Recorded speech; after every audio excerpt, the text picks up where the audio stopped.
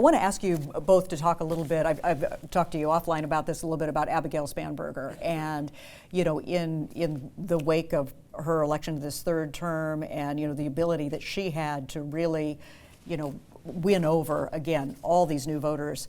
What do you see in her future? I mean, does her political stock go up with this latest victory? Mark, what do you think? She ran a really smart campaign, and her stock clearly goes up. Having to introduce herself to a predominantly new constituency and to be able to win as she did, I think gives a lot of oxygen to those who have been talking about her as a potential statewide candidate for the Democrats.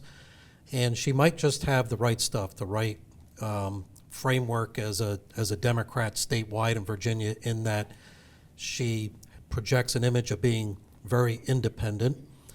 She differed with the leadership of her party in Congress, came out against the leader, the leader of her party, in fact.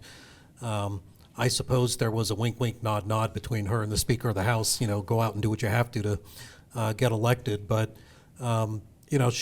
she played it very much in the middle politically, and it worked well in her district, and she showed herself to be an incredibly effective campaigner. So I would not be surprised if there's a lot of additional chatter about recruiting her to run for statewide office 2025 perhaps. Bob, share that view? Or? Oh, exactly. If you take a look at Spanberger's history now, she's won 3 races. 3 different districts. Yeah, in very tough districts for Democrats. Yeah.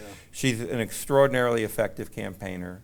When she ran in the district that was centered in Western Henrico and Western Chesterfield in the Richmond area, I was just stunned by how many volunteers she was able to generate. The army of volunteers, the army of young people and of women who went out there and just supported her every day, did the phone banking, the knocking on the doors.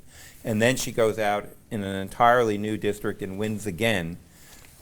It's hard for me to imagine that the Democrats, that at least right now on the statewide level, don't have a very clear bench. Right. Can't look at her as somebody who really could win statewide, would be their strongest candidate statewide, given that she's run in 2 districts that are not necessarily totally Democratic districts at all. Yeah.